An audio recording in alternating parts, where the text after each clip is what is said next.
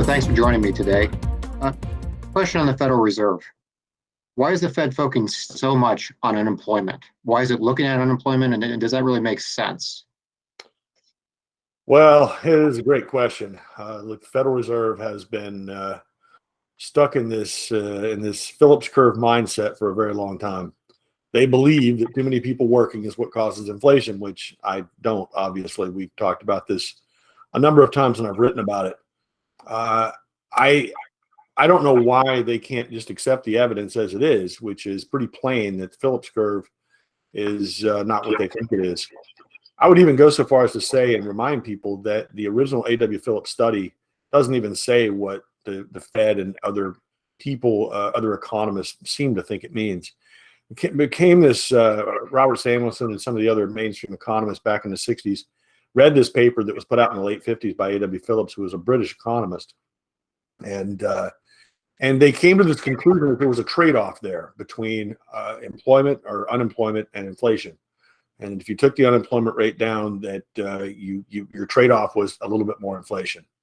And they stuck to that, even though that's not what the study said. The study was actually done in Britain, and it covered a period of time when Britain was on the gold standard. So there's your first strike, because in the 60s, we were on Bretton Woods. It was a quasi gold standard, but certainly by the time you got to the 70s, we were not on a gold standard. And even the Bretton Woods standard was not really a gold standard, but that's beside the point. So what it found was that when unemployment went down, real wages went up.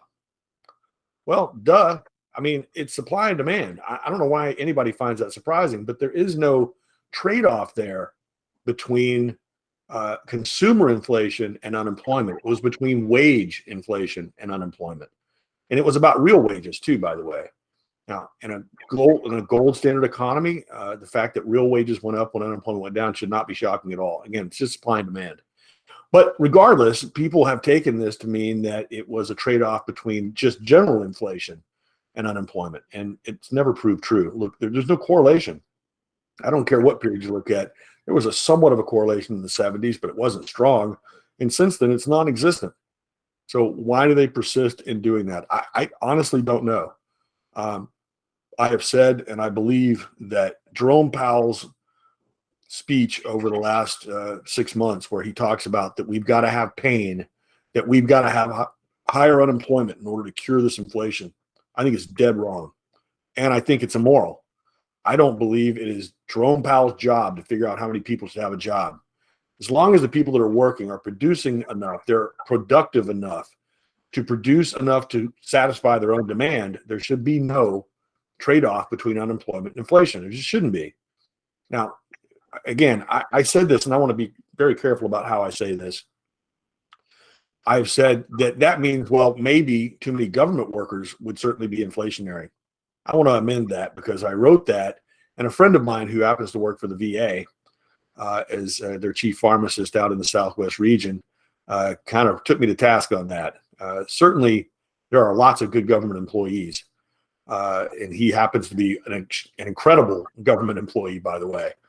But there is a large bureaucracy, especially in D.C., administrative things, and this applies state, local, and federal, who are not productive. So point is that if you have workers working and they're productive, then it should not be an inflationary issue. Look, the bottom line here is the Fed made a mistake. The Fed ramped up M2 money supply by monetizing a fiscal policy during COVID, and now M2 has come back down, but they're not willing to wait. They're going to put people out of work in order to bring this inflation down from a mistake that they made. And it appears to me, to put it bluntly, that everyone is going to have to atone for their mistake, except for the Fed, except for Jerome Powell, who's a multimillionaire. He's not going to suffer. Nobody at the Fed is going to suffer. None of them are going to lose their jobs, but they seem to have no problem putting other people out of work. I find it disgusting. I mean, isn't to a level, I mean, the economy is a complex system, and trying to do like a single factor analysis on it is just never going to work. I mean, but they've chosen a single factor analysis that just punishes most people. That almost seems ludicrous, but isn't that kind of what's going on here? Well, it's not the only one. I mean, they've talked about inflation and Jerome Powell at the last press conference talked about the 3-month average of core inflation. It's like, dude, you're looking back 3 months on core inflation to figure out when to stop raising rates. I can't even fathom why anybody would think that's the right thing to do. It's stupid. You need to be looking at forward-looking indicators, and we have plenty of them who show that inflation's already peaked. Look, we got a CPI report this morning that was hotter than expected, I guess. I don't know. Maybe it was, maybe it wasn't. When I looked through the thing, it's really not surprising at all. What happened was core inflation was high because of services. What services? Oh, well, housing, shelter. Well, we know that these things lag. The way it's calculated in CPI, the thing is going to lag by 12 months. We know, but we already know for a fact, because of Case Shiller, the house prices fell in July. That's 3 months ago. You can't tell me that house prices didn't fall again in August and September. And if that's the case, then owner's equivalent rent has already got to be coming down. We also know from Zillow and other organizations in private markets that rents and asking rents are already coming down. There are exceptions. Manhattan is still seeing very high rents. The whole country is not Manhattan, even if, that's where people like Jerome Powell hang out. Why he's doing what he's doing, I don't know, except to say that he's embarrassed that he made a mistake and he feels this need to fix it and fix it quickly. And I think that's just a giant mistake. Look, the problem here is not the level of rates. The problem is the rate of change. And if you continue to raise rates at these rates, you're going to cause a problem. And it is ironic to me that they say that what they want to do is raise rates and leave them high, or wherever they get them to, for a long time, or leave them there for a while. I think that's the right thing. I think that's exactly what they should be shooting for. But the faster they go up, the less likely it is they'll be able to hit that goal. Because the faster you go up, the more likely it is you cause a recession or some type of financial accident, which causes them to have to cut them really fast again. And by the way, that's exactly what happened in the 70s. It took exactly the wrong lesson from the 70s. They think that the problem is that they cut rates too fast. Yeah, the problem is the reason they had to cut rates so fast back then was because they raised them so fast. If they would just go slowly and act conservatively, then this would all work itself out.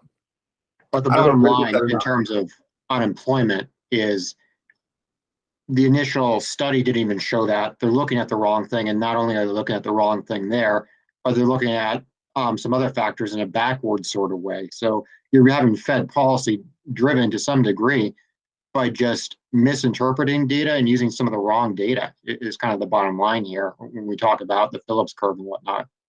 Well, Correct? look, it's no different. Listen, Milton Friedman talked about this years ago. He said, why are central banks always behind? Why are they always late? Well, they're late and they're always on, their timing is off. He said, because of what he called long and variable lags. They don't give time for their policies to take effect. They just keep going until they break something. Actually, you know what? Scratch that. I don't want to say that. I keep hearing this from people. Oh, the Fed's going to go until they break something. I'm sick of hearing it. They're going to go too far because they're not paying attention to things. They're not allowing the policy to take its effect. Look, monetary, we know that M2, for instance, it took 12 months, 14 months for that to finally start to see inflation come up.